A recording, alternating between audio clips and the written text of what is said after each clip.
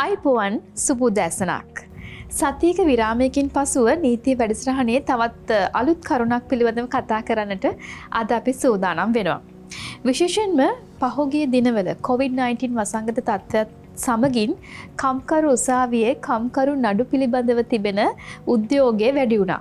මොකද ඔබ දන්නවා මේ COVID-19 වසංගත තත්ත්වයේ හමුවේ බොහෝ සේවා යෝජකයන්ගේ ඒ කියන්නේ සේවා ව්‍යාපාර තත්ත්වයන් පවත්වාගෙන යන පුද්ගලයන්ගේ ආර්ථික තත්ත්වයන් පරිහානියට පත්වීම නිසා සේවකයන්ට යන්නේ මන් නැති වුණා. ඉතින් ඒ නිසා බොහෝ දෙනෙක් සේවකයන් ගැන කතා කරා.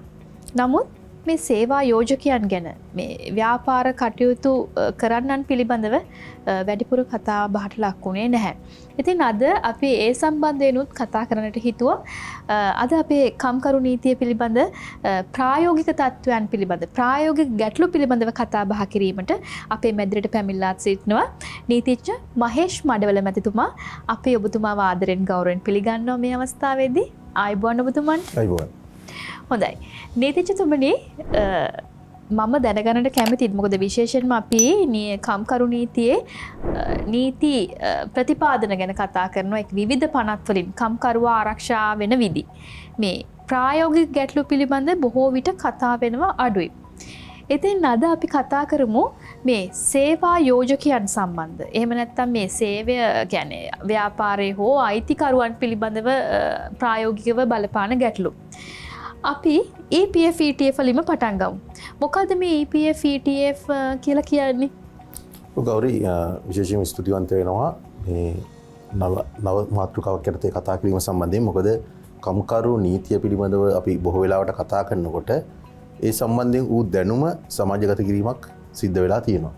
පොත්පත් මගිනුත් ඒ වගේම පුවත්පත් මගින් ඒ වගේම රූපවාහිනී සාකච්ඡා මගින් අපි දැන් අපි මීට කලිනුත් මේ පිළිබඳව සාකච්ඡා කරා. මේ කම්කරු නීතිය පිළිබඳව තියෙන දැන් අර්ථසාධක අරමුදල හෝ වේවා සේවා නියුක්තයන්ගේ බාරකාර අරමුදල හෝ වේවා ඒ සම්බන්ධයෙන් තියෙන නීතිමය ප්‍රතිපාදන පිළිබඳව සමාජය දැනුවත් කිරීම අපි බොහෝ විට සිද්ධ කරනවා. නමුත් ඔය නීතිමය ප්‍රතිපාදන භාවිතා කිරීමේදී මතුවෙන ප්‍රායෝගික ගැටලු පිළිබඳව බොහෝ වෙලාවට අපි සාකච්ඡා කරන්නේ නැති තරමක් තමයි අපි දකින්න ලැබෙන්නේ. ඒකට හේතුව තමයි මේ ප්‍රායෝගික ගැටලු වලට මුහුණ දෙනකොට තමයි ඒකට උත්තර හොයන්න සිද්ධ වෙන්නේ. දැන් උදාහරණයක් විදිහට ඔබ ඇහුවාගේ EPF එක කියන එක එහෙම නැත්නම් ETF එක මේ මොකටද මේක ගොඩනගලා තියෙන්නේ? අපි බොහෝ දෙනා හිතන දෙයක් තමයි මේ කම්කරු නීතිය ගොඩනගලා තියෙන්නේ කම්කරුවන්ගේ අයිතිවාසිකම් ආරක්ෂා කරන්න කියලා. ඒක වැරදි පූර්ව නිගමනයක්. මේ කම්කරු නීතිය ගොඩනගලා තියෙන්නේ සේව්‍ය සේවක දෙපක්ෂයේම අයිතිවාසිකම් ආරක්ෂා කරන්න. සේව්‍ය සේවක දෙපක්ෂයේම. එතකොට සේවකයා රැකෙන්නත් ඕන, සේවා යෝජකයාත් රැකෙන්නට ඕන. මේක හරියට එකම කාසිය දෙපැත්ත වගේ. එක කණ්ඩායමක් මත අනික් කණ්ඩායම රඳා පවතිනවා. කියන්නේ සේවකයා ඉපයීමක් නොකරොත් සේවා යෝජකයාට ලාභයක් ගන්න බෑ. ඒතකොට සේවා යෝජකයා පවතින්නේ නැහැ සේවකයාගෙන් තොරව. අනිත් පැත්තෙන් සේවකයා පවතින්නේ නැහැ සේවා යෝජකයාගෙන් තොරව. ඒතකොට මේ කණ්ඩායම් දෙක ඇවිල්ලා එකම කාසියේ දෙපැත්ත වගේ එක කණ්ඩායමක් බිඳ වැටුනොත් අනිත් කණ්ඩායමත් ඉබේම බිඳ වැටෙනවා. ඒතකොට සේව්‍ය සේවක දෙපක්ෂීය අතර ඇතිවන ආරවුල් රටේ කාර්මික සාමයට බලපානවා. ඒතකොට රටක කාර්මික සාමයක් හොඳ මට්ටමින් පවත්වාගෙන යන්න නම් අනිවාර්යයෙන්ම සේව්‍ය සේවක දෙපක්ෂීය අතර හොඳ සම්බන්ධතාවයක් ඒ රට තුළ පවතිනට ඕන. ඒතර රටක කාර්මික සාමය බිඳ වැටුනොත් ඒක ඒ රටේ ආර්ථිකයට බලපානවා. ඒතකොට ආර්ථිකය කියන කාරණාව ගත්තාම කාර්මික සාමය බිඳ වැටෙනකොට ආර්ථිකයත් බිඳ වැටෙන්න පටන් ගන්නවා. ඒතකොට මේක හරියට ගත්තොත් දාමයක් වගේ, චේන් එකක් වගේ. ආර්ථිකය බිඳ වැටෙනවා කියන්නේ රටේ දේශපාලනික අර්බුදයක් නිර්මාණය වෙනවා. ඒතකොට මේ සම්බන්ධතාවය හරියට පවත්වාන් ගියොත් රට කරවන තැනැත්තන්ටත් විශාල පහසුවක් සිද්ධ වෙනවා. ඒ නිසා අපි හැමෝම හිතනවා වගේ වැරදි පූර්ව නිගමනයකින් නරකයි මේ කම්කරු නීතියෙන් කරන්නේ කම්කරුවා ආරක්ෂා කරන්න කියන එක විතරක්ම කම්කරු නීතියෙන් සේව්‍ය සේවක දෙපක්ෂයේම අයිතිවාසිකම් ආරක්ෂා කරලා රටේ කාර්මික සුරක්ෂිතතාවය තමයි ගොඩනගනු ලබන්නේ. ඔව් දැන් ඔබ පැහැදිලි කරා කම්කරු නීතියේ තියෙන වැදගත්කම පිළිබඳව. දැන් මම කලින් ප්‍රශ්නයක් අහුවා මොකද්ද දැන් ඔබ අපිට ඇහෙනවනේ මේ EPF ගෙවල නැහැ, ETF ගෙවල නැහැ. ඒ වගේ දේවල් මොකද්ද මේ EPF ETF කියලා කියන්නේ ඇත්තටම? ඔව් දැන් අපි ගත්තාම ලංකාවේ සේවකයන්ගේ අයිතිවාසිකම් ආරක්ෂා කිරීම සඳහා ගෙනෙන ලද මූලිකම පනත් දෙකක් විදිහට තමයි EPF සහ ETF කියන පනත් දෙක අපි විවහාරයේ හඳුන්වනු ලබන්නේ. දැන් EPF කියන්නේ සේවක අර්ථසාධක අරමුදල.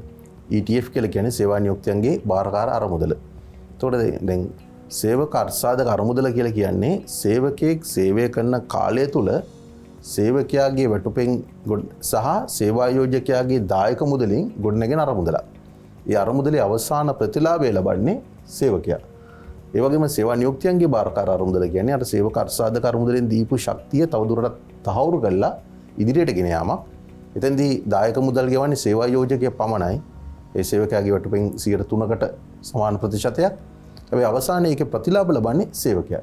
එතකොට සේවකයාට රැකියාවක් කරගන්න බැරි කාලයකට, ඒ කියන වයස්ගත වීම වෙන්න පුළුවන්, එහෙම නැත්නම් බලහීනතාවයටපත් වීම නිසා වෙන්න පුළුවන්. රැකියාවක් කරගන්න බැරි තත්යකටපත් වුනහම සේවකයාට ජීවත් වීම සඳහා කරන ආධාරකයක් තමයි සේවක අර්ථසාධක අරමුදලිනුත් සේවා නියුක්තියන්ගේ බාරකාර අරමුදලිනුත් සිදු කරනු ලබන්නේ. ඉතින් ඔතන දැන් මේක ගොඩනගලා තියෙන්නේ සේවකයාගේ සුරක්ෂිතතාවය වෙනුවෙන්. ඒ කියන්නේ සේවා යෝජකයා ලබන ලාභයෙන් කොටසකුත් සේවකයා වෙනුවෙන් තැන්පත් වෙනවා මේ අරමුදල් දෙක සඳහා. සේවක අර්ථසාධක අරමුදල් 12%ක් සේවා යෝජකයාගේ දායක මුදල, සේවා නියුක්තියන්ගේ බාරකාර අරමුදල් 3%ක් තමයි දායක මුදල. ඒතකොට එතන ඒ තුළ සමාජ සාධාරණත්වයකුත් සිද්ධ වෙනවා. ඒ කියන්නේ සේවක අර්ථසාධක අරමුදලට දායක මුදල් ගෙවන්නේ සේවා යෝජකයා ලබන ලාභයෙන්. එතකොට ඒ ලාභය සේවකයාට වක්‍රාකාරයෙන් ලබා ගැනීමක් වෙලා සමාජ සාධාරණත්වයකුත් ඒ තුළ සිද්ධ වෙනවා. ඔව්. දැන් නීතිඥතුමනි මට මේ වගේ ගැටලුවක් තියෙනවා. දැන් අපිට අහන්න ලැබෙනවා සමහර වෙලාවට සමහර සේවා ස්ථානවලට කම්කරු කාර්යාලයෙන් ආවා. ඊට පස්සේ නඩු දැම්මා. මේ මොනවාද EPF ගෙවලා නැහැ. ඔය වගේ කාරණා මොකද්ද මේ කම්කරු කාර්යාලයෙන් ඇවිල්ලා මොකද්ද මේ නඩු පවරනවා කියන කතාව? ඔව් ගෞරි, ඇත්තටම ගත්තොත් කම්කරු නීතිය තුළ කම්කරුවාගේ සහ සේවා යෝජකයාගේ සම්බන්ධතා ආරක්ෂා කිරීම සඳහා ප්‍රමාණවත් නීති ප්‍රතිපාදන අපේ රටේ තියෙනවා. නමුත් ගැටලුව තියෙන්නේ ඒවා ක්‍රියාත්මක වීමේදී තියෙන දුර්වලතාවයන්. දැන් සේවක අර්ථසාධක අරමුදල පිළිබඳව අපේ රටේ ඒකේ දායක මුදල් පිළිබඳව අර දැන් අපි කතා කරා වගේ න්‍යායාත්මක පැත්ත පිළිබඳ හොඳ දැනුමක් සමාජය තුළ තියෙනවා. හැබැයි ප්‍රායෝගික පැත්ත පිළිබඳව තියෙන දැනුම ඉතාමත්ම අල්පයි. ඒක නිසා සමහර සේවා යෝජකයෝ දන්නේ නැහැ තමගේ සේවා ස්ථානය ආරම්භ කරලා ඒක කර්මාන්ත ශාලාවක් වෙන්න පුළුවන්. එහෙම නැත්නම් වත්තක් වෙන්නට පුළුවන්. එහෙම නැත්නම් ව්‍යාපාරික ස්ථානයක් වෙන්නට පුළුවන්. මේ කුමන ව්‍යාපාරයක් ආරම්භ කරත් ඒ ව්‍යාපාරයේ ආරම්භයත් එක්ක සේවකයන් වෙනුවෙන් ගත යුතු ක්‍රියාමාර්ග මොනවද කියන එක පිළිබඳව සේවා යෝජකයෝට තියෙන දැනුම ඉතාමත් අල්පයි. ඒතර කම්කරු දෙපාර්තමේන්තුව කියන්නේ සේවකයන්ගේ අයිතිවාසිකම් වෙනුවෙන් යම් ප්‍රමාණයක කාර්යභාරයක් කරනු ලබන ප්‍රධාන රාජ්‍ය ආයතනය. එතෙන්දී මේ කම්කරු දෙපාර්තමේන්තුවේ ඉන්න ශ්‍රේෂ්ඨ නිලධාරීන් සහ කම්කරු නිලධාරීන් කියලා. එක නිලධාරීන්ට බාරව තියෙන බල ප්‍රදේශයක් තියෙනවා. ඒතර මේ නිලධාරීන්ට බලය තියෙනවා ඒ ආයතන වලට ගිහිල්ලා ඉන්න සේවකයෝ ලියාපදිංචි කරන්න. හැබැයි එතෙන්දී ගැටලුවක් වෙනවා. දැන් අවුරුදු ගාණක් තිස්සේ වැඩ කරපු සේවකයෙක් එකවරම ලියාපදිංචි කරොත් සේවා යෝජකයට වෙනවා විශාල මුදලක් ඒ සේවකයන් වෙනුවෙන් ගෙවන්න සහ ඒ වෙනුවෙන් දඬන මුදල් ගෙවන්න වෙනවා. දඩ මුදලක් ගෙවන්නට සිද්ධ වෙනවා. ඒකට සමහරට ඒකම වෙන්න පුළුවන් සේවා යෝජකයාගේ ව්‍යාපාරයේ බිඳ වැටීමට. ඒකට අපි සේවා යෝජකයත් ආරක්ෂා කරන්නට ඕන. ඉතින් ඇත්තටම ඒකට එකම විසඳුම තමයි සේවා යෝජකයන්වත් දැනුවත් කරන්නට ඕන. එහෙම කරොත් තමයි සේවකයන්ගේ අයිතිවාසිකම් ආරක්ෂා වෙන්නේ. මොකද දැන් ගොඩක් වෙලාවට වෙන්නේ සේවකයන්ව දැනුවත් කිරීම තමයි කම්කරු නීතිය කියලා අපි කරන්නේ. හැබැයි සේවා යෝජකයෝ දැනුවත් කරොත් ඊට වඩා ඵලදායී දෙයක් කරගන්න පුළුවන් කියලා මම හිතනවා. මොකද ඒකට හේතුව තමයි සේවා යෝජකයා දැනුවත් වුණොත් සේවා යෝජකයා දන්නවා තමුන් විසින් ලබා දිය යුතු අයිතිවාසිකම් මොනවද, සේවකයන්ට ලබා දිය යුතු වරප්‍රසාද මොනවද කියලා ඒ පිළිබඳව සේවා යෝජකයාට පූර්ණ දැනුමක් තියෙනවා. එහෙම දැනුවත් තියෙනකොට සේවා යෝජකයා පෙළඹෙනවා ඒක ලබා දෙන්න. ඒ වගේම රාජ්‍ය පාර්ශ්වයෙන් කරන්නට ඕන සේවා යෝජකයෝ දැනුවත් කරන්නට ඕන මේ මුදල් දීම තුලින් සේවා යෝජකයාට ලැබෙන වාසිය මොකක්ද කියන එක පැහැදිලි කරලා දෙනවා. එහෙම පැහැදිලි කරලා දුන්නොත් සේවා යෝජකයෝ අදාළ මුදල් ගෙවුවොත් කම්කරුවාගේ අයිතිවාසිකම් ඉබේම ආරක්ෂා වෙනවා. එතකොට වැඩ වර්ජන සිදුවීම් සමාජයට සේවා දැන් අපි දැන් කලින් කිව්වා වගේ අර්ථසාධක මුදලේ විශාල මුදලක් ගෙවන්න වුණොත් එකවර සේවා යෝජකයා විශාල අපහසුතාවයකටපත් වෙනවා. සමහරට ඔහුට තියෙන දේපල විකුණලා තමයි මේ මුදල ගෙවන්න සිද්ධ වෙන්නේ. එතකොට ඒකෙන් අර අපි කලින් කතා කරා වගේ සේවක දෙපැත්තම අසරණ භාවයටපත් වෙනවා. ඉතින් ඔව් එතකොට මේ නීති පුංචි බාධා කිරීමක් ස්වභාවයෙන්ද දැන් ගොඩක් වෙලාවට අපිට අහන්න ලැබෙනවා මේ දැන් එක සේවා ස්ථානයක එක මේ සේවකයෙක් ඉන්නවා කියමුකෝ. ඒ එක සේවකයට EPF ETF ගෙවන්න ඕනද? පැහැදිලිවම 1971 ජනවාරි මාසේ 1 වෙනිදා ඉඳලා එක සේවකයෙක් වැඩ කරත් සේවක අර්ථසාධක අරමුදල් සහ සේවක අර්ථසාධක අරමුදල් ගෙවිය යුතුයි කියලා නීතිය ඇවිල්ලා තිනවා. සේවා නියුක්තයන්ගේ බාරකාර අරමුදල ගොඩනැගුණේ 1980 දී. ඒ අනුව එක සේවකයෙක් හිටියත් මේ අරමුදල් දෙකටම දායක මුදල් යවන්නට ඕන. ඔක ගොඩක් වෙලාට අපේ සමාජය තුල තියෙනවා ගෞරී අර මිත්‍යා මත වපුරලා තියෙනනේ. මේ අර්ථසාධක අරමුදල සම්බන්ධයෙන්ොත් මිත්‍යා මත තියෙනවා. මම දන්නේ දැන් 1971 ඉඳලා අද වෙනකොට අවුරුදු 50ක කාලය තුල එක සේවකයෙක් හිටියත් අර්ථසාධක ගෙවිය යුතුයි කියන නීතිමය තත්ත්වය ලංකාව තුල තියෙනවා. හැබැයි තාමත් අපේ බොහෝ සේවා යෝජකයෝ හිතන් ඉන්නවා අර්ථසාධක අරමුදල් ගෙවන්න නම් සේවකයෝ 5 දෙනෙක්වත් වශයෙන් වැඩ කරන්නට ඕන කියලා. ඒක මේ 71ට කලින් තිබිච්ච නීතිමය තත්ත්වයක්. හැබැයි ඒක මුඛ විවහාරයෙන් කටවහරෙන් ඇවිල්ලා අදටත් අපේ සමාජයේ සේවා යෝජකයෝ වෙලාගත්තු මිත්‍යා මතයක් බවට පත් වෙලා තියෙනවා. මේ මිත්‍යා මතය දිගට පවතින්නේ මොකද කියලා නම් හේතුව මට හිතා ගන්න බෑ. දැන් ඔය එතකොට දැන් ETF ගෙවන්න එක සේවකයෙකු හිටියත් අනිවාර්යෙන් ගෙවන්නට ඕනේ. එතකොට මේ සේවකයා ස්ථීර කරලා තියෙන්න ඕනද? එහෙමත් නැත්නම් දැන් අපි සමහර වෙලාවට අපි දන්නවා ඔහුව ගන්නවා යම්කිසි කාල සීමාවකට. ඒ කාල සීමාව දිගින් දිගටම දික් කරනවා. දැන් අවුරුද්දක් සඳහා වැඩ කටයුතු සඳහා ගන්නවා. ඊළඟ අවුරුද්දෙත් මේ ඇග්‍රීමන්ට් එක දික් කරනවා. ඔහොමම ඔහු අවුරුදු ගාණක්ම ඉන්නේ පර්මනන්ට් කරන්නේ නැතුව, ස්ථීර කරන්නේ නැතුව අර කොන්ත්‍රාත් පදනම මත තමයි ඉන්නේ. එතකොට ඒ වගේ සේවකයන්ට TPF ETF ගෙවන්න ඕනද? පැහැදිලිවම ගෙවන්නට ඕන. දැන් අර මම අර කලින් කිව්වා වගේ අර මිත්‍යා මත තමයි මෙතන රජ කරන්නේ. ඒක නිසා ඔබ මම ස්තුතිවන්ත වෙනවා ඔබේ ප්‍රශ්න මතු කිරීම සම්බන්ධයෙන්. අර්ථසාධක අරමුදල කියන්නේ ලංකාවේ අර්ථසාධක අරමුදල් පනත කියලා කියන්නේ ලංකාවේ ගෙනාවු පනත් අතර තියෙන ඉතාමත්ම ශක්තිමත්ම පනතක්. ඒ පනතේ අපි දකින විදිහට අනිත් පනත් වලට සාපේක්ෂව තියෙන අඩු පාඩු කියන්නේ හිස්තැන් හරි අවමයි. මේ අර්ථසාධක අරමුදලේ පැහැදිලිවම සඳහන් කරලා තිනවා මේ අර්ථසාධක අරමුදලෙන් කවුද ආවරණය වන සේවකයන් කියලා. කියන්නේ ස්ථීර සේවයේදී හිටියත් අස්ථීර සේවයේදී හිටියත් తాවකාලික පදනමින් සේවය කරත් කැලි මිම්මෙන් සේවය කරත් කොන්ත්‍රාත් පදනමට සේවය කරත් සංචාරය කරමින් භාණ්ඩාල විකිරීම කරත් මොන පදනමින් සේවය කරත් සේවකයෙක්ගෙන් අපි සේවයක් ලබා ගන්න නම් ඔහුට අනිවාර්යෙන් අර්ථසාධක අරමුදල් ගෙවන්නට ඕන. එතකොට දැන් අර අපේ මිත්‍යා මත අපි මේ අද ඇත්තටම කතා කරන්නේ අපේ සමාජගත කරලා තියෙන මිත්‍යා මත පිළිබඳවනේ. ඔව්. අර්ථසාධක අරමුදල් පිළිබඳව එක මිත්‍යා මතයක් තමයි කොන්ත්‍රාත් පදනමෙන් වැඩ කරනවා නම් අර්ථසාධක ගෙවන්නට ඕනේ නැහැ. ඒ වගේම තවත් මිත්‍යා මතයක් තමයි తాවකාලික සේවකයන්ට අර්ථසාධක අරමුදල් ගෙවන්නට ඕන වෙන්නේ නැහැ කියලා. ඒ කොන්ත්‍රාත්ද තාවකාලික පදනම කියන එක අදාළ වෙන්නේ නැහැ. සේවකයෙක් අපේ ගාව වැඩ කරනවා නම් ඒ සේවකයෙක් එක්කෙනෙක් වුණත් අපි අර්ථසාධක අරමුදල් ගෙවන්නට ඕන. ඔහුට ලිඛිත ගිවිසුමක් තියනවද?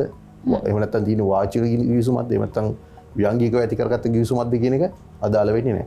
දැන් අපි දකින දෙයක් තමයි සමහරලට අපි ගත්තොත් සමහර කඩ ගත්තොත් එහෙම සමහර කඩවල වැඩ කරන ගෝලියෝ ඉන්නවා අවුරුදු 40 50 ඒ කඩේ වැඩ කරනවා. එතකොට ඒ සේවකයෙකුට අර්ථසාධක අරමුදල් ගෙවන්න ඕනේ කියලා කවුරුවත් දන්නේ නැහැ. ඔව් ඒ වගේම තමයි දැන් සමහර සේවා ස්ථානවල තේ සෑදීම සඳහා දැන් දිනක වැටුපට වුන් අවුරුදු ගාණක් වැඩ කරනවා. නම් බොහෝ වෙලාවට වුන් හදන්නේ කැෂුවල් වර්කර්ස්ලා විදිහට එහෙම නැත්නම් අනියම් සේවකයෝ විදිහට එවැනි අයට දැන් උන්ට පත්වීම ලිපියක්වත් නැතු වෙන්න පුළුවන්. එවැනි අවස්ථාවකත් සේවා යෝජකයා එම සේවකයන්ටත් උදාහරණයක් විදිහට දිනක වැටුපට ගන්න සේවකයන්ටත් ගෙවිය යුතුද? අනිවාර්යෙන් ගෙවිය යුතුයි. ඒක තමයි මම පැහැදිලි කරේ.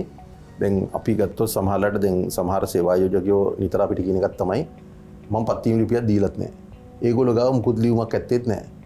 මම මුකුත් ලියුමක් දීලත් නැහැ. ඒක නිසා මට බය වෙන්න දෙයක් නැහැ කියලා සේවා යෝජකයෝ අපිත් එක්කත් කියන අවස්ථාවල් තියෙනවා. පැහැදිලිවම නීතිය කියලා තියෙන්නේ මේ පොත්පත් පවත්වාගෙන යාම හා ලේඛන නඩත්තු කිරීම සේවකයට අදාළ කාරණාවක් නෙමෙයි. එය සේවා යෝජකයා විසින් නඩත්තු කළ යුතු කාරණාවක්. ඒතර සේවකයෙකුට පත්වීම ලිපියක් දීලා නැtei කියන එකේ අවාසිය සේවා යෝජකයාට මිසක් සේවකයට උද්ගත වෙන්නේ නැහැ. නිසි පරිදි පැමිණීමේ ලේඛන, පිටවීමේ ලේඛන, වැටුප් ලේඛන පවත්වාගෙන ගිහිල්ලා නැත්නම් ඒකේ අවාසිය එන්නේ සේවා යෝජකයාට. සේවකයට කියන්න තියෙන්නේ දෙපාර්තමේන්තුව ඉදිරියට ගිහිල්ලා මං අහවල් දවසේ මෙච්චර වැටුපකට මේ සේවා යෝජකයාට වැඩ කරා කියන එක පමණයි. ඒක බිඳහිලීමේ වගකීම පැවරෙන්නේ සේවා යෝජකයාට. ඒ බිඳහිලීම සිද්ධ කරන්නට ඕන ලේඛනාශ්‍රය. එතකොට ඒ ලේඛන සේවා යෝජකයා නඩත්තු කළා නැත්නම් ඒකේ සම්පූර්ණ වගකීම් බාර ගන්න වෙන්නේ සේවා යෝජකයන්ට. එතෙන්දී අපි බොහෝ දෙනෙක් දන්නේ නැහැ මොනවද සේවා යෝජකයෙක් විසින් නඩත්තු කළ යුතු ලේඛන කියලා. ඒ ප්‍රධාන ලේඛනයක් තමයි සේවකයන්ට පත්වීමේ ලිපියක් දෙන්නට ඕන. දැන් සාපෝහා කාර්ල සේවක පනතේ නම් සඳහන් කරලා තියෙනවා පත්වීම ලිපියක් ලබා දිය යුතුයි කියලා. හැබැයි අපේ කිසිම නීතියක පත්වීම ලිපියක් ලබා නොදීම වරදක් බවට පත් කළා නැහැ. ඒක දඬුවමකට යටත් වෙනවා කියලා නැහැ. හැබැයි වක්‍රාකාරයෙන් දඬුවමකට යටත් වෙනවා. මොකද දැන් සේවකයා කියන විදිහට ඊළඟට ගණනය කිරීම සිද්ධ වෙන්නේ. ඔව්. ඒ කියන්නේ ඔප්පු කිරීමට සාධකයක් නොමැති නිසා. දැන් උදාහරණයක් විදිහට අපි ගත්තොත් යම් කිසි සේවකෙක් 2010 වර්ෂයේ රැකියාවට ආවේ කියලා. ඔව්. හැබැයි සේවකයා ගිහිල්ලා පැමිණිලි කරනවා මම 2000 වර්ෂයේ තමයි රැකියාවට ආවේ කියලා. එතකොට සේවා යෝජකයා භාරයේ පත්වීම් ලිපියක් තියෙනවා නම් ඔකට පෙන්වන්න පුළුවන් මෙන්න නෑ මේ සේවකයා මයි ගාවට වැඩට ආවේ 2010 වර්ෂයේ කියලා. නමුත් එහෙම පත්වීම් ලිපියක් නැත්නම් අර සේවක ප්‍රකාශය මත 2000 ඉඳලා මුදල් ගෙවන්නට මේ සේවා යෝජකයට සිද්ධ වෙනවා. ඒ වගේම පැමිණීමේ පිටවීමේ ලේඛන පවත්වා යන්නට ඕන. යම් කිසි සේවකයෙකුට පත්වීම් ලිපියක් දීලා නැහැ කියලා අපි හිතමු. ඒතකොට සේවකයා කියනවා නම් අර මම කලින් කිව්ව උදාහරණේ මම 2000 ඉඳන් වැඩ කරා කියලා. ඒතකොට සේවා යෝජකයට පුළුවන් පෙන්වන්න මෙන්න 2000 වර්ෂයට අදාළ පැමිණීමේ පිටවීමේ පොත්පත්. ඒවයි මේ සේවකයාගේ අස්සන නැහැ. ඒතකොට 2010 දක්වා ලේඛන පරීක්ෂා කරනකොට ඒ කිසිම තැනක මේ සේවකයාගේ අස්සන නැහැ. ඒතකොට 2010 ඉඳන් තියෙන ලේඛනවල මේ සේවකයාගේ අත්සන තියෙනවා. එතකොට මේ පුද්ගලයා වැඩ කරේ 2010 ඉඳන් කියලා. ඒ වගේම වැටුප් ලේඛන. ඒ වැටුප් ලේඛන ආශ්‍රයෙන් තමයි සේවකයන්ගේ සේවා කාලයන් ඔප්පු කරන්න සිද්ධ වෙන අවස්ථා තියෙනවා. හැබැයි ඔබ අර කිව්වා වගේ සමහර සේවකයෝ ඉන්නවා උදේ වැඩට ඇවිල්ලා හවස පඩි මුදල් අරගෙන ගෙදර යනවා දවස් කුලියට. දැන් අපි ගොඩක් වෙලාවට දකිනවා මේ තේ කර්මාන්ත වල දළු නෙලීමේ කාර්යය යෙදෙන කාන්තාවෝ සහ කුලි කම්කරුවන් විදිහට වැඩ කරන සේවකයෝ අත්තම් ක්‍රමයට ඇවිල්ලා වැඩ කළා හවසට ගෙදර යනවා සල්ලි අරගෙන. ඒතකොට ඒගොල්ලෝ සමහරට සතියේ දවස් 5ම වැඩ කරන්නේ නැහැ. ඒගොල්ලෝ සතියේ දවස් දෙකක් තමයි සේවා යෝජකයාට වැඩ කරන්නේ. අපි සාමාන්‍ය විවහාරයක හඳුනන්නේ දළු රෝම යනවා කියලා. මොකද දැන් අපි ගත්තොත් ගොඩක් අපේ තියෙන තේ ඉඩම් ගත්තොත් කුඩා පරිමාණ තේ ඉඩම් අක්කර 5 හොයිට වඩා අඩු ප්‍රමාණයක්. ඒතකොට දවසක් එක සේවා යෝජකයෙක් යටතේ වැඩ කරනවා. තව දවසක් තවත් සේවා යෝජකයෙක් යටතේ වැඩ කරනවා. ආපහු ඊළඟ දවසේ තවත් සේවා යෝජකයෙක් යටතේ වැඩ කරනවා. එතකොට සේවා යෝජකයා කරන්නේ ඒ උදේ ආපු කට්ටියට හවස පඩි බේරලා ගෙදර යවනවා.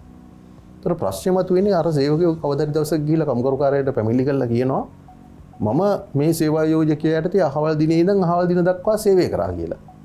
හැබැයි ඒක බිඳ හෙලන්න සේවා යෝජකයා ගාව කිසිම ලේඛනයක් නැහැ.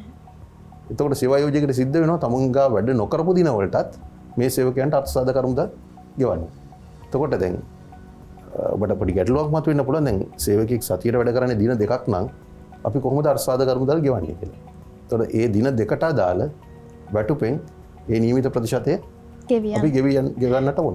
ඔව් හොඳයි. දැන් ඔය EPF ETF ගැන කතා කරනකොට සමහරට අපිට එනවා මේ B කාඩ් පත C කාඩ් පත මොකද්ද කොහොමද මේ සේවා යෝජකයෙක් මේ සඳහා තමන්ගේ සේවකයව ලියාපදිංචි කරන්නට ඕන මොනවාද මේ කාඩ් පත් වර්ග?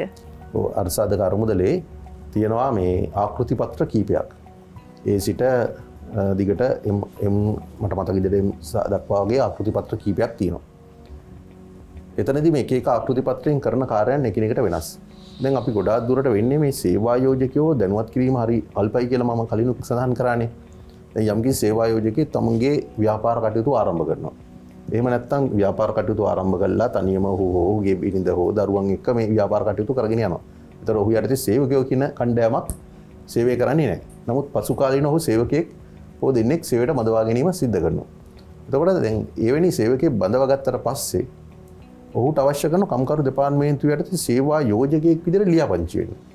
ඒ සඳහා තියෙන ආකෘති පත්‍රයක්. ඒ හඳුන්වන D ආකෘති පත්‍රය කියලා. ඒතකොට D ආකෘති පත්‍රය පුරවලා ඒකට සමාජයට අවශ්‍ය වෙන එකට ඇමුණුම් කීපයක් ඊට අදාළ ඇමුණුත් එක්ක කම්කරු කාර්යාලයට ඉදිරිපත් කරන්න ඕන අදාළ ප්‍රදේශයේ. කම්කරු කාර්යාලයට ඉදිරිපත් කරලා පස්සේ කම්කරු කාර්යාලය විසින් ඒ සේවා යෝජකයා සේවා යෝජකයෙක් විදිහට කම්කරු කාර්යාලයට ලියාපදිංචි කිරීම සිද්ධ කරනවා. දැනට ලංකාවේ සිද්ධ වෙන්නේ සේවා යෝජක අංකයක් සහ ඊට පස්සේ ඉංග්‍රීසි අක්ෂර දෙකකුත් එක්ක තමයි මේ ලියාපදිංචි කිරීම සිද්ධ වෙන්නේ. ඒ කියන්නේ සේවා යෝජකයාට. සේවා යෝජක අංකය. මොකද කම්කරු දෙපාර්තමේන්තුවේ මේ අර්සාද කරුමුදල සම්පූර්ණයෙන්ම සම්බන්ධ වෙන්නේ සේවා යෝජකයාත් එක්ක. ඒතර සේවකයා සම්බන්ධ වෙන්නේ සේවා යෝජකයා හරහා තමයි අර්සාද කරුමුදලත් එක්ක සම්බන්ධ වෙන්නේ. එතකොට සේවා යෝජක අංකයක් හම්බ වෙනවා. ඒ අංකයට අදාළ ඒ දිස්ත්‍රික්කයට අදාළ කේත අක්ෂරයක් ලැබෙනවා. දැන් උදාහරණයක් විදිහට ගත්තොත් කොළඹ දිස්ත්‍රික්කය ගත්තොත් CO කියලා තමයි ඒ අංකය ලැබෙන්නේ. ගාල්ලට එනවා නම් GA කියලා අංකයත් එක්ක එන්නේ. ඊට පස්සේ ඇලයිරකුත් එක්ක සේවකයන් අංකණය කිරීමක් කරනවා. එතෙන්දී සේවා යෝජකයා කරන්න ඕන තමන්ගේ සේවකයන් ජ්‍යෙෂ්ඨත්වයේ අනුපිළිවෙලට අනුව අංක 1 2 3 විදිහට සකස් කරලා කම්කරු කාර්යාලයට ඉදිරිපත් කරන්නට ඕන අදාළ ලේඛන. එතකොට තමයි මේ සේවකයෝ අර්සාද කරුමුදලට ලියාපදිංචි කිරීම සිද්ධ වෙන්නේ. ඔව් දැන් ජ්‍යෙෂ්ඨත්වය අනුව සේවා යෝජකයා විසින් එහෙම කම්කරුවන් අනුපිළිවෙල කරනවා කියමුකෝ. දැන් උදාහරණයකට 1 2 3 විදිහට උදාහරණයක් විදිහට. දැන් ඔය 3 වෙනියට ඉන්න සේවකයා ඉවත් වෙලා යනවා. එතකොට ඒ අංකයට තවත් සේවකයෙක්ගේ එතන උණ පූර්ණය කරන්න පුළුවන්ද? බෑ එහෙම කරන්න බෑ. දැන් අර අපි කිව්වේ ගොඩක් වෙලාට අපි මේ දැනුම හරිය අල්පයි කියලා. අපේ සමහර සේවා යෝජකයෝ ඒ වරද කරනවා. දැන් අපි තුමු යා සේවකයෝ 3 දෙනෙක් බඳව ගත්තා අංක 1 2 3 කියලා අංක දුන්නා. සේවා යෝජකයා ඒ සේවකයන්ගෙන් දායක මුදල් යවනවා නිසි පරිදි 100 ප්‍රතිපත්‍රයට අනුව. ටික දවසක් යනකොට අපි තුමු ඔබ කිව්වා වගේ 3 වෙනි අංකයේ දරන සේවකයා ඉල්ලාස්සලා ඕ එහෙම නැත්නම් රස්සාවට නෑවිලා හරි යගේ සේවක තත්ත්වය අහිමි වෙනවා. එතකොට දැන් අපි බඳව ගන්න තවත් සේවකයෙක් කියවෙනකොට සමහර සේවා යෝජකයෝ කරන වැඩි අර අංක 3 කියන සේවකයා යටතේම තමයි දායක මුදල් යවන්නේ. එහෙම වුණොත් ඒ මුදල් යන්නේ වෙනත් පුද්ගලයෙක්ගේ ගිණුමකට. මොකද අර අංක 3 යටතේ ලියාපදිංචි වෙච්ච පුද්ගලයාට තමයි ඒ මුදල් ලැබෙන්නේ. ඒතර දැන් අලුතෙන් සේවකයෙක් ආව නම් ඒ සේවකයට ඊළඟ අංකය තමයි දෙන්නට ඕන. අංක 4 නම් අංක 4 දෙන්න ඕන. ඒතර අපි දුම අංක 1ට ඉරු සේවකයා අස්සලා ගියා කියලා. තව සේවකයෙක් බඳව ගත්තොත් එයාට අංක 5 තමයි හම්බෙන්න ඕනේ. ඒකවල අර කලින් කිවිච්ච අංකය කාටවත් දෙන්න බෑ. එහෙම දුන්නොත් අර මුදල් යන්නේ වැරදි ගිණුමකට. වැරදි ගිණුමකට ගියොත් එහෙම අර සේවකයෝ දෙන්නම පසු කාලිනව අපහසුතාවයට පත් වෙනවා. දැන් ඒ වගේම තමයි දැන් සේවා යෝජකයෙක්ට පුළුවන් දැන් තමන්ගේ සේවකයන් කීප දෙනෙක් ඉන්නවා කියමුකෝ. සමහර වෙලාවට තියෙන ප්‍රශ්නේ තමයි මේ සේවකයෝ රැඳෙන්නේ නැතිකම. මාසයක් එක තැනක ඉන්නවා, සමහර පුද්ගලයෝ ඉන්නවනේ එක තැනක ඉන්න බැරි ප්‍රශ්නයක්. එතකොට එවැනි අවස්ථාවක දැන් මේ සේවා යෝජකයන්ට පුළුවන්ද තමන්ගේ සේවකයාගෙන් ලියුමක් ගන්න මේ මට අර්ථ සාධක අර මුදල් ඕනේ නැහැ. ඒ වගේ අර ව්‍යවස්ථාපිත ප්‍රතිපාදන වලින්ම හම්බෙලා තිබෙන ඒ ප්‍රතිලාභ එපා කියලා මට අවශ්‍ය නැහැ කියලා සුව කැමැත්තෙන්ම ලියුමක් එහෙම ලියලා අරගන්න පුළුවන්ද? බෑ ගෞරි එහෙම කරන්න පුළුවන් කමක් නැහැ. මොකද අර්ථසාධක අරමුදලේ පැහැදිලිවම සඳහන් කරලා තිනවා අර්ථසාධක අරමුදලේ ප්‍රතිලාභ අවශ්‍ය නොවන බවට සේවකයෙක්ගෙන් ලියුමක් අරගෙන සේවා යෝජකයට ඉදිරිපත් කරා කියලා කිසිම සහනයක් ලබන්න පුළුවන් කමක් නීතියෙන් උරුම කරලා දීලා නැහැ. ඒකට හේතුවක් තියෙනවා. මේ අර්ථසාධක අරමුදල ගොඩනැගුවේ විවස්ථාදායකයේ අරමුණක් පදනම් කරගෙන. ඒ තමයි අර මම කලින් කිව්වා වගේ සේවකයෙකුට රැකියාවක් කරගන්න බැරි කාලයක ඔහුට ජීවත් වීම සඳහා ප්‍රමාණවත් අරමුදලක් ගොඩනගලා දෙන්න. එතකොට දැන් යම් සේවකයෙකුට අර්ථසාධක එපා කියලා ලියුමක් ලබා ගත්තොත් ඒකට වළංගුභාවයක් දුන්නොත් ඒකට බලධාරීත්වයක් දුන්නොත් එහෙම සියලුම සේවා යෝජකයෝ තමුන්ගේ සේවකයන්ට බලපෑම් කරන්නට පුළුවන් මෙවැනි ලියුමක් දුන්නොත් විතරයි මම රැකියාව දෙන්නේ. එතකොට මේ පනත අර්ථ විරහිත පනතක් බවට පත් වෙනවා. උදාහරණයක් හිතමු රටේ ඉන්න සියලුම සේවකයෝ දුන්නොත් එහෙම ලියුම් අර්ථසාධක මුදල් එපා කියලා මේ පනත කිසිම වැඩ කර නැති පනතක් බවට පත් වෙනවා. ඒක නිසා පනතේ පැහැදිලිවම කියලා තියෙනවා සේවකයා ලියුමක් දුන්නත් දියුරුම් ප්‍රකාශයක් දුන්නත් මොන විදියකට කිව්වත් අපි අර සාමාන්‍ය විවහාරගෙන ඔළුවෙන් හිටගෙන කිව්වත් කියලා මොන විදියකට කිව්වත් අර්ථසාධක මුදල් එපා කියලා ඒක සේවා යෝජකයට නිදහස් වෙන්න හේතුවක් නෙමෙයි. හැබැයි මෙහෙම ගැටලු කීපයක් තියෙනවා. දැන් ඔබ කලින් ඔබගේ ප්‍රශ්නය යොමු කරන අවස්ථාවේත් ඔබ කිව්වා දැන් සමහර සේවකයෝ රස්සාවට බැඳෙනවා මාසයක් දෙකක් රස්සාව කර ඉන්නවා. සමහරට ආයතනෙට දැනුම් දෙන්නවත් නැතුව රස්සාවෙන් වත්තලා යනවා.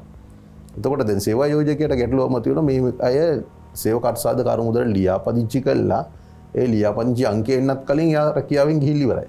එතකොට යාගේ අංක ටික යන එක විතරයි සිද්ධ වෙන්නේ. හැබැයි ඒක ප්‍රායෝගික ගැටලුවක් තමයි. දැන් අපි කතා කරන්නේ ප්‍රායෝගික ගැටලු කීපයක්නේ. හැබැයි ඒක එහෙම වුණා කියලා ඒ සේවකයට අර්ථසාධක අරමුදල නොගෙව ඉන්න සේවා යෝජකයට බලයක් නෑ. දැන් ගොඩක් ආයතන කරන දෙයක් තමයි අර අපි දිගටම කියන වචනේ මිත්‍යා මත. ගොඩක් ආයතන කරන දෙයක් තමයි මේ සේවකයෙක් බඳවගෙන අර්ථසාධක ගෙවන්න නැතුව ඉන්නවා ඒ සේවක ස්ථීර වෙනකම්. සමහරවිට අපි සේවකයෙක් කියවම ඔබට අර්ථසාධක ගෙවනවද කියලා ඔහු කියනවා නෑ. ඒකට ඇයි එහෙම ගෙවන්නේ නැත්තේ කියලා අහුවාම මම තාම ස්ථීර සේවකයෙක් නෙවෙයි කියලා. ඒ ස්ථීර සේවකයන්ට අර්ථසාධක ගෙවිය යුතුයි අස්ථීර සේවකයන්ට හෝ තාවකාලික සේවකයන්ට අර්ථසාධක නොගෙවිය යුතුයි කියලා කොහෙවත් නීතිය සඳහන් කරලා නැහැ. පනතේ පැහැදිලිවම සඳහන් කරලා තියෙනවා ඒ සියලු කට්ටියට අර්ථසාධක අරමුදල් සඳහා හිමිකම තියෙනවා කියලා. හැබැයි ආයතන හිතන් ඉන්නවා අර්ථසාධක අරමුදල් ගෙවන්න ඕන ස්ථීර සේවකයන්ට පමණයි කියලා. එතකොට ඒගොල්ලෝ කියනවා මාස 6ක් යනකම් අපි අර්ථසාධක අරමුදල් ගෙවන්නේ නැහැ කියලා. එමෙතන සමහර ආයතන අවුරුද්දකට විතර පස්සේ තමයි සේවකයා දිගටම රැඳෙනවා කියලා තේරුනොත් විතරයි අර්ථසාධක අරමුදල් ගෙවන්නේ. ඔව් හොඳයි. ඒ මිත්‍යා මතවලින් මිදෙන්න තමයි අද අපි මේ සේවා යෝජකයන්ට කම්කරු නීතියේ ප්‍රායෝගික ගැටලු පිළිබඳව අද දැනුවත්භාවයක් ලබා දුන්නේ. මොකද හැමදාමත් අපි කතා කරේ කම්කරුවාගේ පැත්තේ ඉඳලා. ඉතින් සේවා යෝජකයන්ට අද වැදගත් වෙන්නේ නැත්තේ මේ කතා බහ. ඉතින් අද දවසේදී කම්කරු නීතියේ ප්‍රායෝගික පැතිකඩ පිළිබඳව කතා බහ කිරීමට අපත් සමග සම්බන්ධ වුණු නීතිඥ මහේෂ් මඩවල මැතිතුමාට බෙහෙවින්ම ස්තුතියි. අපි නැවතත් ඔබතුමාන්ගේ දැනුම ලබා ගන්නට බලාපොරොත්තු වෙනවා මේ වගේම වැඩසටහනකින්. එතෙක් ඔබට සමු දෙනවා. ස්තුතියි. ආයුබෝවන් ඔබට. හොඳයි. ඉතින් අපි නීතිඥතුමන්ට එලෙස සමුදුන්නට අපි ඔබට සමු දෙන්නේ නැහැ. මොකද ඔබ දන්න උදායිර කියන්නේ ඔබට හරවත් වැඩසටහන් රාශියක් ගෙනෙන වැඩසටහනක්. රැඳී ඉන්න උදායිරත් සමගින්.